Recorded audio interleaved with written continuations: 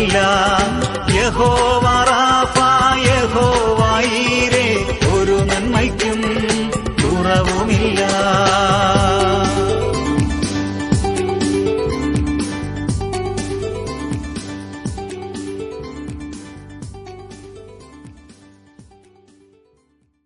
ഞാൻ കർത്താവിന് നന്ദി കരയറ്റുന്നു. ഇന്ന് നമ്മൾ ദൈവത്തിൻ്റെ വചനത്തിൽ നിന്ന് പഠിക്കുവാൻ ഉദ്ദേശിക്കുന്നത് അന്ത്യോക്യയിലെ മാതൃകാ സഭയെക്കുറിച്ചാണ്. അന്ത്യോക്യയിലെ മാതൃകാ സഭ, അതാണ് ശരിക്കും ഇതിനൊരു ടൈറ്റിൽ തന്നെ കൊടുക്കാൻ ഞാൻ ഉദ്ദേശിക്കുന്നത്. അന്ത്യോക്യയിലെ മാതൃകാ സഭ. നമ്മൾ മാതൃകയുള്ളവരായിരിക്കണം എന്നതുപോലെ സഭകളും മാതൃകയുള്ള സഭകളായിരിക്കണം എന്ന് ഞാൻ വിശ്വസിക്കുന്നു. അതിൻ്റെ കാരണം, ഇന്നിപ്പോൾ ആളുകൾ പൊതുവെ സുവിശേഷം പറയുമ്പോഴും ആളുകളൊക്കെ എന്നോട് ചോദിക്കും, സാജു ബ്രദറെ സുവിശേഷമൊക്കെ പറയാം, പക്ഷെ എങ്ങോട്ടാണ് ഇവരെ ഒന്ന് പറഞ്ഞു വിടുന്നേ? ഈ സഭയെ നോക്കാൻ നമുക്ക് പറയാൻ കഴിയാത്ത നിലയിലേക്കുള്ള ഒരു അവസ്ഥ, ഇങ്ങനെ സഭകളുടെ ഡിറ്റീരിയറേഷൻ, അത് ഇന്നത്തെ ഒരു വലിയ ഒരു പ്രോബ്ലമായിട്ട് വരുന്നുണ്ട്. പെർഫെക്റ്റ് ചർച്ച് അല്ല ഞാൻ ഉദ്ദേശിക്കുന്നത്. മാതൃകാ സഭ എന്ന് പറഞ്ഞതുകൊണ്ട് അത് പൂർണ്ണതയുള്ള സഭ എന്ന അർത്ഥത്തിലല്ല. ഏറ്റവും കുറഞ്ഞത് മറ്റുള്ളവരോട്, ഇപ്പം ജെസ്സി പറഞ്ഞല്ലോ, ആരെങ്കിലുമൊക്കെ നമ്മുടെ മെസ്സേജ് കേട്ടിട്ട് ഞങ്ങളെ വിളിക്കുമ്പോഴത്തേക്ക് കേരളത്തിൽ പല സ്ഥലങ്ങളിൽ നമുക്ക് അവരുടെ ഏത് ഏരിയയിൽ നിന്ന് അവർ വിളിക്കുന്ന അനുസരിച്ച് നമുക്ക് ഒന്ന് പറഞ്ഞു വിടണമല്ലോ, നിങ്ങൾ ഇന്ന സഭയിലേക്ക് പോ എന്ന് പറഞ്ഞു വിടുവാനുള്ള ചില സഭകൾ, ദൈവം അങ്ങനെ ചില സഭകളെ എഴുന്നേൽപ്പിച്ചിട്ടുണ്ട്, ഇല്ലെന്ന് ഞാൻ പറയുന്നില്ല. ചിലപ്പോൾ ഈ ഒരു പ്രോബ്ലം ഉണ്ട്. നമ്മൾ ചിന്തിക്കുന്നത് പോലെ ചിലപ്പോൾ ആളുകൾ പറയുമല്ലോ, എല്ലാം പോയി എന്ന് ഞാൻ ചിന്തിക്കുന്നില്ല. പക്ഷേ പൊതുവെ ഇന്ന് പണ്ടുള്ളതിനേക്കാൾ സഭകളുടെ മാതൃക കുറഞ്ഞു വരികയും നമുക്ക് പറഞ്ഞു വിടുവാൻ തക്കവണ്ണം, അല്ലെങ്കിൽ കാണിച്ചു കൊടുക്കുവാൻ തക്കവണ്ണം സഭകൾ മാതൃകയോടെ നിൽക്കുന്നത് കുറഞ്ഞു വരുന്നതായ ഒരു കാലം. ഇല്ലാതെ വരുന്നു എന്ന് ഞാൻ പറയുന്നില്ല, കുറഞ്ഞു വരുന്നതായ ഒരു കാലഘട്ടമാണ്. അങ്ങനെ ഒരു കാലഘട്ടത്തിൽ ഒരു മാതൃകയുള്ള സഭയെ വേദപുസ്തകത്തിൽ നിന്ന് കാണിച്ചു തരുവാൻ, മാതൃകയുള്ള സഭയെ, നോട്ട് പെർഫെക്റ്റ് ചർച്ച്, മാതൃകയുള്ള സഭയെ കാണിച്ചു തരുവാനായിട്ട് ഞാൻ അങ്ങനെ പ്രാർത്ഥിച്ചുകൊണ്ട് വായിച്ചുകൊണ്ടിരുന്നപ്പോൾ എൻ്റെ മനസ്സിൽ അന്ത്യോക്യ സഭ കടന്നു വന്നു. അതുകൊണ്ട് ഇന്ന് അന്ത്യോക്യ സഭയുടെ മാതൃക എങ്ങനെയായിരുന്നു എന്നുള്ളത് ഞാനൊന്ന് പറയാനാണ് ഉദ്ദേശിക്കുന്നത്. ശരിക്കും മാതൃക, യെരുശലേമിലെ സഭ ഒരു മാതൃകാ സഭയാണ്. നമ്മൾ പലപ്പോഴും ആദിമസഭ, നമ്മൾ അതിനെക്കുറിച്ച് ക്ലാസ്സുകൾ എടുത്തിട്ടുണ്ട്. ആദിമസഭയിൽ എന്തൊക്കെയാണ് നടന്നത് എന്നുള്ളതിനെക്കുറിച്ച് നമ്മൾ ക്ലാസ്സുകൾ എടുത്തിട്ടുണ്ട്. അപ്പോൾ യെരുശലേമിലെ സഭ ശരിക്കും പറഞ്ഞു കഴിഞ്ഞാൽ നമ്മൾ മാതൃകയായിട്ട് പലപ്പോഴും പറയുകയും കാണിച്ചു കൊടുക്കുകയും ചെയ്യുന്ന ഒരു സഭയാണ്. പക്ഷെ യെരുശലേമിലെ സഭയുടെ ഒരു പ്രത്യേകത, അത് അപ്പോസ്തലന്മാരാൽ നിറഞ്ഞു നിന്ന ഒരു സഭയാണ്. ആദ്യം, അതായത് യേശുവിൻ്റെ ശിഷ്യന്മാര് യേശുവിനോടുകൂടെ 3.5 വർഷം ജീവിച്ച് അവരൊക്കെ യെരുശലേം സഭയുടെ അംഗങ്ങളായി വന്നവരാണ്. ആദ്യ പെന്തിക്കോസ്ത് നാളിൽ 120 പേർ പരിശുദ്ധാത്മ സ്നാനം പ്രാപിച്ച് അവരും നല്ലൊരു ശതമാനവും ഈ സഭയുടെ അംഗങ്ങളായി ഒക്കെ ഉണ്ടായിരുന്ന ഒരു കാര്യമാണ്. എന്നാൽ ഞാൻ അന്ത്യോക്യ സഭ എടുക്കാൻ കാര്യം, യെരുശലേമിൽ നിന്ന് പുറത്ത് ഒരു മാതൃകാ സഭയുണ്ടെങ്കിൽ, കാര്യം നമ്മളിപ്പോൾ അപ്പോസ്തലന്മാരെല്ലാം കൂടെ 12 അപ്പോസ്തലന്മാരുള്ള സഭയല്ലല്ലോ നമ്മുടെ ഇവിടുത്തെ സഭകളൊക്കെ. അപ്പോസ്തലന്മാരുണ്ട്, പക്ഷേ ആ യേശുവിൽ നിന്ന് ഡയറക്റ്റായിട്ട് കേട്ട ആളുകളൊന്നും അല്ലല്ലോ നമ്മുടെ സഭകളിലുള്ളത്. അപ്പം അതുകൊണ്ടാണ് യെരുശലേം സഭയ്ക്ക് പുറത്തൊരു സഭ ഞാൻ ഒന്ന് പഠിക്കാനായിട്ട് തിരഞ്ഞെടുക്കാനുള്ള കാരണം. യെരുശലേം സഭയ്ക്ക് പുറത്ത്, യെരുശലേമിലെ സഭ ഒരു മാതൃകാ സഭയായിരുന്നു എന്ന് പറയാം, എന്നാൽ അത് അടിസ്ഥാനപരമായി ഒരു യഹൂദ സഭയായിരുന്നു, യഹൂദ സഭ. എന്നാൽ യെരുശലേമിന് പുറത്തുള്ളതായ അന്ത്യോക്യ സഭയുടെ പ്രത്യേകതകൾ നമ്മൾ വായിക്കുമ്പോൾ, അന്ത്യോക്യയുടെ കാര്യം തന്നെ നമ്മൾ പല കാര്യങ്ങളും കാണുന്നത്, ഇപ്പം അന്ത്യോക്യയെക്കുറിച്ച് നമ്മൾ ആദ്യം സുവിശേഷം അവിടെ എത്തുന്ന കാര്യം അപ്പോസ്തല പ്രവൃത്തി 11-ാം അധ്യായത്തിൽ നമ്മൾ കാണുന്നുണ്ട്. 11-ാം അധ്യായത്തിൻ്റെ അതിൻ്റെ 19 മുതലുള്ള വാക്യങ്ങൾ നമ്മൾ വായിക്കുമ്പോൾ അവിടെ കാണുന്നത്, സ്തെഫാനോസ് നിമിത്തം ഉണ്ടായ ഉപദ്രവം ഹേതുവാൽ ചിതറിപ്പോയവർ യഹൂദന്മാരോടല്ലാതെ മറ്റാരോടും വചനം സംസാരിക്കാതെ ഫൊയ്നിക്യ, കുപ്രോസ്, അന്ത്യോക്യ എന്നീ പ്രദേശങ്ങളോളം സഞ്ചരിച്ചു. നമുക്കറിയാവുന്നതുപോലെ ആദിമ സഭയ്ക്കുണ്ടായിരുന്ന ഒരു ഡ്രോബാക്ക് എന്നാന്ന് ചോദിച്ചു കഴിഞ്ഞാൽ, അവർ ചിന്തിച്ചത് യഹൂദന്മാർ മാത്രമേ വിശ്വാസത്തിലേക്ക് വരാൻ പാടുള്ളൂ. കാര്യം യഹൂദന്മാർക്ക് വേണ്ടിയാണ് യേശു കർത്താവ് മരിച്ചതെന്നുള്ള ഒരു ചിന്ത. അങ്ങനെ അവർ പറഞ്ഞില്ലെങ്കിൽ പോലും അവരുടെ മനസ്സിൽ കിടന്നത് സഭ എന്ന് പറഞ്ഞാൽ അതൊരു യഹൂദ സഭയായിരിക്കണം എന്നുള്ള ഒരു ചിന്ത. പ്രത്യേകിച്ച് യെരുശലേമിലെ സഭയിൽ യഹൂദന്മാർക്ക് പുറത്തുള്ളവരെ സ്വീകരിക്കുന്ന വിജാതീയരായ ആളുകളെ സ്വീകരിക്കാൻ ആദ്യ സമയങ്ങളിലെല്ലാം അവർക്ക് ഭയങ്കര മടിയായിരുന്നു. അതുകൊണ്ട് സ്തെഫാനോസിന്റെ പ്രസംഗം കേട്ട് പല ആളുകൾ രക്ഷിക്കപ്പെട്ടു, അത് നമുക്കറിയാം. സ്തെഫാനോസ് കൊല്ലപ്പെട്ടു. സ്തെഫാനോസ് ഉപദ്രവിക്കപ്പെട്ടപ്പോൾ, പീഡിപ്പിക്കപ്പെട്ടതായ സമയത്ത് അടിസ്ഥാനപരമായി അവർക്ക് യെരുശലേമിൽ തുടരുവാനുള്ള ഒത്തിരി സാധ്യത, അല്ലെങ്കിൽ പീഡനം ഉണ്ടാകുമ്പോൾ അങ്ങോട്ടും ഇങ്ങോട്ടുമൊക്കെ ആളുകൾ മാറിപ്പോകുന്നത് ഒരു സാധാരണ കാര്യമാണ്. അത് ചിലപ്പം അതിനകത്തൊരു ദൈവിക പദ്ധതി ഉണ്ടോ എന്ന് തന്നെ നമുക്ക് ചിന്തിച്ചു പോകാം. കാര്യം യെരുശലേമിൽ പീഡനമൊന്നും ഉണ്ടായില്ലായിരുന്നെങ്കിൽ ആരും, കർത്താവ് പരിശുദ്ധാത്മാവ് നിങ്ങളുടെ മേൽ വരുമ്പോൾ നിങ്ങൾ ശക്തി ലഭിച്ചിട്ട് യെരുശലേമിലും യഹൂദയിലെല്ലായിടവും ശമരിയയിലും ഭൂമിയുടെ അറ്റത്തോളവും എൻ്റെ സാക്ഷികളാകുമെന്ന് പറഞ്ഞു. അങ്ങനെ ഭൂമിയുടെ അറ്റത്തോളം സാക്ഷികളാകാൻ വേണ്ടി വിളിക്കപ്പെട്ട ആദിമ സഭ യെരുശലേമിൽ ഒതുങ്ങിക്കൂടിക്കൊണ്ടിരിക്കുന്ന സമയത്താണ് സ്തെഫാനോസിന്റെ പീഡനം ഉണ്ടാകുന്നത്. ഞാൻ പറഞ്ഞ മനസ്സിലായല്ലോ. അതുകൊണ്ട് അവർ പുറത്തോട്ടൊന്നും പോകുന്നില്ല, വേറെ സ്ഥലങ്ങളിലൊന്നും സുവിശേഷം അറിയിക്കാനായിട്ട് അവർ പോകുന്നില്ല. അങ്ങനെ ഒരു സാഹചര്യം ഉണ്ടായിരുന്ന, അല്ലെങ്കിൽ യെരുശലേമിലെ സഭ ഒതുങ്ങിക്കൂടിയ, ആ മിഷൻ എന്നുള്ള ഒരു സങ്കല്പത്തിലേക്ക് വരാതെ ഒന്ന് ഒതുങ്ങിക്കൂടിയിരുന്നതായ കാലയളവ്. ആ ഒരു കാലയളവിൽ സ്തെഫാനോസിന്റെ പീഡനം അവിടെ ഉണ്ടാകുന്നത് നമ്മൾ കാണുന്നുണ്ട്. സ്തെഫാനോസിന്റെ പീഡനം ഉണ്ടാകുന്നു. അങ്ങനെ സ്തെഫാനോസിന്റെ പീഡനം ഉണ്ടായി കഴിഞ്ഞപ്പോൾ പിന്നെ നമ്മൾ കാണുന്നത് എന്താണെന്ന് ചോദിച്ചു കഴിഞ്ഞാൽ, അപ്പോസ്തലന്മാരൊഴികെ ബാക്കിയുള്ളവരൊക്കെയും പലരും ചിതറിപ്പോയി.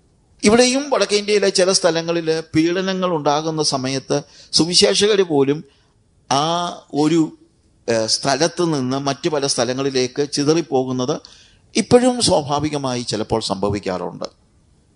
എല്ലാവരും ആയിരിക്കത്തില്ല, ചില ആളുകൾ അവർ പോയി അവിടെ സുവിശേഷം പറയുന്ന ഒരു അവസ്ഥ ഉണ്ടെങ്കിൽ അതൊരു കുഴപ്പമില്ല എന്നുള്ളതാണ് എൻ്റെ ചിന്ത. ഇവിടുത്തെ പ്രത്യേകത എന്താണ്?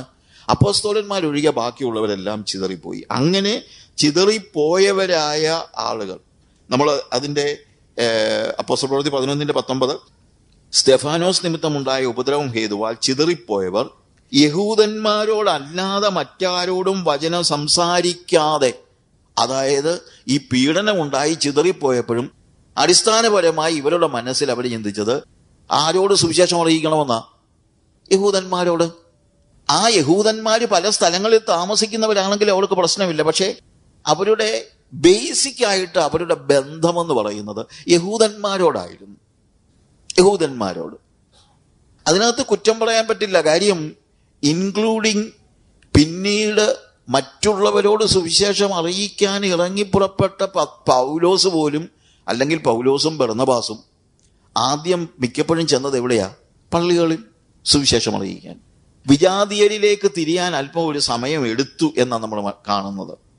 10-ാമത്തെ അധ്യായത്തിൽ നമ്മൾ വിജാതീയരോട് സുവിശേഷം അറിയിക്കുന്ന കാര്യമൊക്കെ നമ്മൾ കണ്ടിട്ടുണ്ട്. പത്രോസ് വിജാതീയരോട് സുവിശേഷം അറിയിക്കുന്ന കാര്യം നമ്മൾ കണ്ടിട്ടുണ്ട്. പക്ഷേ അടിസ്ഥാനപരമായി വിജാതീയരോട് സുവിശേഷം അറിയിക്കുക എന്നുള്ള ആ ഒരു ദൗത്യം ഇവരെ ഏറ്റെടുത്തു എന്ന് പറയാൻ പറ്റില്ല. അതുകൊണ്ട് സ്തെഫാനോസ് നിമിത്തമുണ്ടായ പീഡനം കഴിഞ്ഞ് അങ്ങനെയുള്ളവർ, ചിതറിപ്പോയവർ യഹൂദന്മാരോടല്ലാതെ മറ്റാരോടും വചനം സംസാരിക്കാതെ ഫൊയ്നിക്യ, കുപ്രോസ്, അന്ത്യോക്യ എന്നീ പ്രദേശങ്ങളോളം സഞ്ചരിച്ചു. അപ്പൊ അങ്ങനെ ചിലര് അന്ത്യോക്യയിലും വന്നു. അന്ത്യോക്യയിൽ വന്ന് അവര് അന്ത്യോക്യയിലുള്ളവരോട് ഉള്ള യഹൂദന്മാരോട് സുവിശേഷം അറിയിച്ചു. അവരിൽ ചിലർ കുപ്രോസ്കാരും കുറേനക്കാരുമായിരുന്നു. അവർ അന്ത്യോക്യയിലെത്തിയ ശേഷം അവരെന്ത് ചെയ്തെന്നറിയാമോ? യവനന്മാരോടും കർത്താവായ യേശുവിനെ കുറിച്ചുള്ള സുവിശേഷം അറിയിച്ചു. പെതിയെ ഇവരൊന്ന് അയഞ്ഞു തുടങ്ങുക. യഹൂദന്മാരോട് മാത്രമല്ല, യവനന്മാരോടും. അവര് സുവിശേഷം അറിയിക്കുന്നതായ കാര്യമാണ് നമ്മൾ കാണുന്നത്. കർത്താവിന്റെ കൈ അവരോട് കൂടി ഉണ്ടായിരുന്നു. വലിയൊരു കൂട്ടം വിശ്വസിച്ച് കർത്താവിലേക്ക് തിരിഞ്ഞു. പക്ഷെ അവരിൽ കൂടുതൽ ആളുകളും യഹൂദന്മാർ തന്നെയാ. യവനന്മാരെന്ന് പറയുമ്പോഴും അവര് യഹൂദ പശ്ചാത്തലമുള്ള യഹൂദന്മാരായ, യഹൂദ വിശ്വാസം പിന്തുടരുന്നതായ ആളുകൾ അന്നും ഒത്തിരിയുണ്ട്. അവരൊരു പക്ഷേ യഹൂദ ജാതിയിൽപ്പെട്ടവരല്ലെങ്കിലും യഹൂദ വിശ്വാസം ഫോളോ ചെയ്യുന്ന ആളുകളുണ്ടായിരുന്നു. ഭക്തിയുള്ള പുരുഷന്മാർ എന്നൊക്കെ അവരെ പലപ്പോഴും വിളിക്കാറുണ്ട്. ഈ ആളുകൾ വലിയൊരു കൂട്ടം വിശ്വസിച്ച് കർത്താവിലേക്ക് തിരിഞ്ഞു. അവരെക്കുറിച്ചുള്ള ഈ വർത്തമാനം യെരുശലേമിലെ സഭയിലെത്തിയപ്പോൾ അവർ ബർന്നബാസിനെ അന്ത്യോക്യയോളം പറഞ്ഞയച്ചു. നോക്കുക, അവൻ ചെന്ന് ദൈവകൃപ കണ്ട് സന്തോഷിച്ചു. എല്ലാവരും ഹൃദയനിർണയത്തോടെ കർത്താവിനോട് ചേർന്ന് നിൽപ്പാൻ തക്കവണ്ണം പ്രബോധിപ്പിച്ചു. പിന്നെ ബർന്നബാസിനെ കുറിച്ചാണ് ചില കാര്യങ്ങൾ പറയുന്നത്. ബർന്നബാസ് എന്ത് ചെയ്തു? തർസോസിലേക്ക് പോയി. 25-ാമത്തെ വാക്യത്തിൽ ശൗലിനെ കണ്ടെത്തിയാളെ അന്ത്യോക്യയിലേക്ക് കൂട്ടിക്കൊണ്ടുവന്നു. അപ്പോൾ അന്ത്യോക്യക്കാരല്ലാത്ത സുവിശേഷകർ ഇപ്പൊ ഇങ്ങോട്ട് വരിക. ആദ്യം ബർന്നബാസ് വന്നു, അത് കഴിഞ്ഞ് അന്ത്യോക്യയില് ശൗല് വരുന്നതാണ് നമ്മൾ കാണുന്നത്. അവര് എന്ത് ചെയ്തു? അവർ ഒരു സംവത്സരം മുഴുവൻ സഭായോഗങ്ങളിൽ കൂടുകയും ബഹുജനത്തെ ഉപദേശിക്കുകയും ചെയ്തു. ആദ്യം അന്ത്യോക്യയിൽ വെച്ച് ശിഷ്യന്മാർക്ക് ക്രിസ്ത്യാനികൾ എന്ന് പേർ ഉണ്ടായി. അതുവരെ യേശുവിനെ അംഗീകരിച്ചു വരുന്ന എല്ലാവരെയും വിളിച്ചിരുന്നത് ശിഷ്യന്മാരെന്നാണ്. അപ്പോസ്തലപ്രവൃത്തി നമ്മൾ വായിക്കുമ്പോഴെല്ലാം കാണുന്നതാണ് ശിഷ്യന്മാര്. എന്നാൽ അന്ത്യോക്യയിൽ അവിടെ കർത്താവിന്റെ വാക്കുകളെ കേട്ട് കർത്താവിനെ അനുസരിച്ച് അന്ത്യോക്യയിൽ വന്ന ജനങ്ങൾ, നല്ലൊരു കൂട്ടം ആളുകൾ, അവിടെ പറയുന്നത് വലിയൊരു കൂട്ടം ആളുകൾ എന്ന് അവിടെ എഴുതിയിരിക്കുന്നത് തന്നെ നമ്മളവിടെ വായിച്ചല്ലോ. വലിയൊരു കൂട്ടം വിശ്വസിച്ച് കർത്താവിലേക്ക് തിരിഞ്ഞു. ഈ വലിയ കൂട്ടം അവരെ പ്രബോധിപ്പിക്കുവാൻ വേണ്ടി ബർന്നബാസ് വന്നു. അതിനുശേഷം ബർന്നബാസ് എന്ന് ശൗലിനെ കൂടെ കൂട്ടിക്കൊണ്ട് ഇവിടെ അന്ത്യോക്യയിൽ വന്നു. അവിടെ വെച്ച് അവർ സഭായോഗങ്ങളിൽ കൂടുകയും ബഹുജനത്തെ ഉപദേശിക്കുകയും ചെയ്തു. ആദ്യം അന്ത്യോക്യയിൽ വെച്ച് ശിഷ്യന്മാർക്ക് ക്രിസ്ത്യാനികൾ എന്ന് പേരായി. ശിഷ്യന്മാരെന്ന് പറഞ്ഞുകൊണ്ടിരുന്ന ആളുകൾ, ആ ആളുകൾ ഇപ്പോൾ അവരെ അറിയുന്നത് ക്രിസ്ത്യാനികൾ എന്നാണ്. അപ്പോ ഇതിനകത്ത് യവനന്മാര് ധാരാളം ആളുകൾ ഉണ്ടായിരുന്നു. യവനന്മാരായ ആളുകൾ, യവനന്മാരോട് അവർ സുവിശേഷം അറിയിക്കാൻ ഒരു പരിധിവരെ അവർക്ക് പ്രേരണയായത് 10-ാമത്തെ അധ്യായത്തിൽ പത്രോസ് ജാതികളോട് സുവിശേഷം അറിയിക്കുന്ന കാര്യം നമുക്കറിയാം. അതായത് കൈസരിയയിൽ ഇത്യാലിക എന്ന പട്ടണത്തിൽ കൊർന്നല്യോസ് എന്നു പേരുള്ള ഒരു ശതാധിപൻ ഉണ്ടായിരുന്നു എന്ന് പറഞ്ഞാണ് ആ വേദഭാഗം തുടങ്ങുന്നത്. ആ ശതാധിപന്റെ വീട്ടിലേക്ക് പത്രോസിനെ വിളിപ്പിച്ച് സുവിശേഷം കേൾക്കാൻ അദ്ദേഹം ആഗ്രഹിച്ചു. കർത്താവ് തന്നെ പറഞ്ഞു, നീ പോയി വിളിപ്പിക്കാൻ പറഞ്ഞു. അതേസമയം പത്രോസിന് ദൈവം ഒരു ദർശനം കൊടുത്തു. ആ ദർശനത്തിന്റെ അടിസ്ഥാന അർത്ഥം എന്നായിരുന്നു എന്ന് ചോദിച്ചു കഴിഞ്ഞാൽ, അവൻ കണ്ടത് ലോകത്തിലെ സകല മൃഗങ്ങളെയും എല്ലാം കൂടെ ഒരു തുപ്പട്ടിയിൽ, ഒരു വലിയൊരു ഷീറ്റ്, അതിനകത്ത് വലിയൊരു തുപ്പട്ടിയിൽ അവൻ ഇറക്കിക്കൊണ്ട് വരുന്നു. അതിനെ അത് അറുത്ത് തിന്നാൻ പറഞ്ഞു. അവൻ പറഞ്ഞു, ഞാൻ ഇതുവരെ മലിനമായതൊന്നും തിന്നിട്ടില്ല. ഉടനെ കർത്താവ് തന്നെ പറഞ്ഞു, ദൈവം വിശുദ്ധീകരിച്ചതിനെ നീ മലിനമെന്ന് എടുക്കരുത്, പറയരുത്. അത് പക്ഷേ പത്രോസിന് മനസ്സിലായി. ഈ പറയുന്നത് ഈ കൊർന്നല്യോസിന്റെ ഭവനത്തിൽ ചെന്നപ്പോൾ ഞാനങ്ങ് പെട്ടെന്ന് പറഞ്ഞു പോവുകയാണ്, അവര് രക്ഷിക്കപ്പെട്ടെന്നുള്ളത് സാക്ഷി പറയാൻ പോലും സമയം കിട്ടിയില്ല. അതിനു മുമ്പ് തന്നെ അവരുടെ മേൽ പരിശുദ്ധാത്മാവ് വന്ന് അവർ പരിശുദ്ധാത്മാവിൽ സംസാരിക്കുന്നു. ഇതെല്ലാം 10-ാം അധ്യായത്തിൽ നമ്മൾ കാണുന്നുണ്ട്. അത് യെരുശലേമിലുള്ളവർക്ക് ഒരു പ്രേരണയായി എന്നാണ് ഞാൻ ചിന്തിക്കുന്നത്. വിജാതീയരോടും കൂടെ സുവിശേഷം അറിയിക്കാൻ ഒരു പ്രേരണയായി. പക്ഷേ ഈ ഒരൊറ്റ കാര്യം കൊണ്ട് അവര് യഹൂദന്മാരെ വിട്ടങ്ങ് മാറി ജാതികളിലേക്ക് തിരിയാനൊന്നും അത്ര പെട്ടെന്നൊന്നും അവർ തയ്യാറായിരുന്നില്ല. എന്നാൽ അന്ത്യോക്യയിൽ വന്നപ്പോൾ അവർ യവനന്മാരോടും സുവിശേഷം അറിയിച്ചു. യവനന്മാരും കർത്താവിനെ സ്വീകരിച്ചു. അത് യെരുശലേമിലെ സഭയിൽ അറിഞ്ഞു കഴിഞ്ഞപ്പോൾ, വലിയ കൂട്ടം രക്ഷിക്കപ്പെട്ടു എന്നറിഞ്ഞു കഴിഞ്ഞപ്പോൾ അവര് ബർന്നബാസിനെ അന്ത്യോക്യയോളം പറഞ്ഞയച്ചു. ബർന്നബാസ് വന്ന് ഈ വലിയ കൂട്ടത്തെയൊക്കെ കണ്ടു കഴിഞ്ഞപ്പോൾ പോയി തർസോസിൽ ചെന്ന് ശൗലിനെ കൂടെ കൂട്ടിക്കൊണ്ടുവന്നു. അങ്ങനെ ഇപ്പോൾ ഈ അന്ത്യോക്യയിലെ സഭയിൽ അടിസ്ഥാനപരമായി അവരുടെ ലോക്കൽ ആൾക്കാരുണ്ട്, എല്ലാം ഉണ്ട്. എന്നാൽ അവരെ അവരോട് സഹകരിക്കുവാനായിട്ട് ബർന്നബാസുണ്ട്. ബർന്നബാസ് അന്ത്യോക്യയിലേക്ക് വരുന്നു. അതിനുശേഷം പൗലോസ് അന്ത്യോക്യയിലേക്ക് വരുന്നു.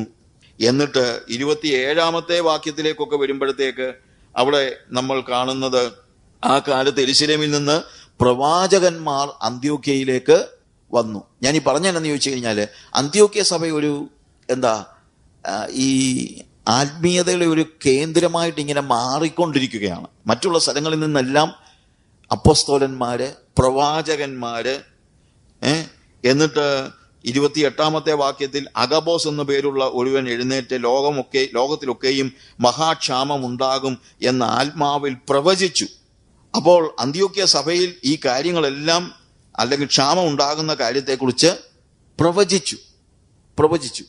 അപ്പൊ ഇവരെ എല്ലാം അക്സെപ്റ്റ് ചെയ്യാൻ, സ്വീകരിക്കാനായിട്ട് അന്ത്യോക്യയിലെ സഭ തയ്യാറായിരുന്നു. അല്ലാതെ ഒരു സെക്ലൂഡഡ് ആയിട്ട് പോകാനായിട്ട് അവരെ ആഗ്രഹിച്ചില്ല. ഇവരെയൊക്കെ സ്വീകരിച്ചു. യെരുശലേമിലെ സഭയുമായിട്ട് നല്ലൊരു റിലേഷൻ അവര് സൂക്ഷിച്ചു.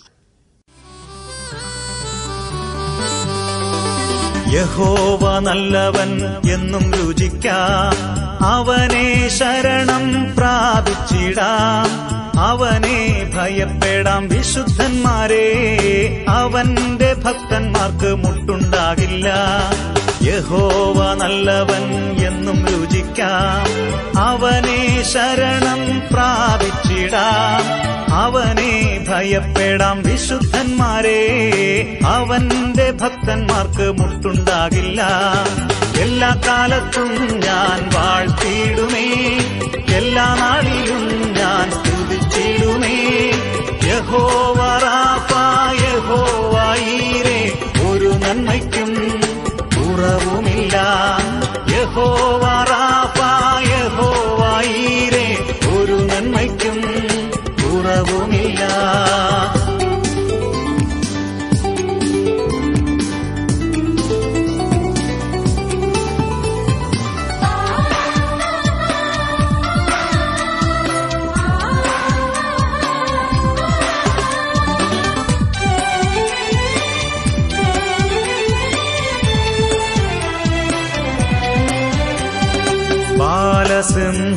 ബാലസിംഹങ്ങളെല്ലാം ഇരയില്ലാതെ വിശക്കുമ്പോൾ ദൈവത്തെ അന്വേഷിക്കുന്നോർക്കൊരു നന്മയ്ക്കും കുറവില്ല.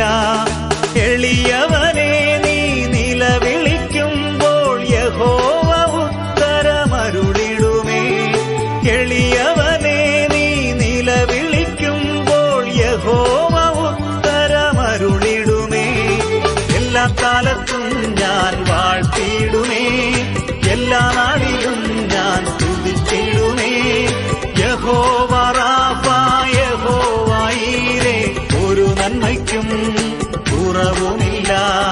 യഹോവ റാഫ, യഹോവ ഈരേ, ഒരു നന്മയ്ക്കും കുറവുമില്ല.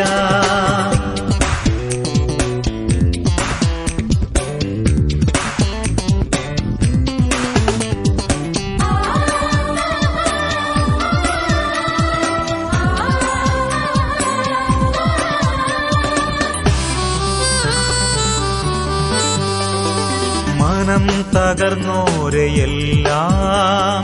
യഹോവ കാത്തിടുന്നു.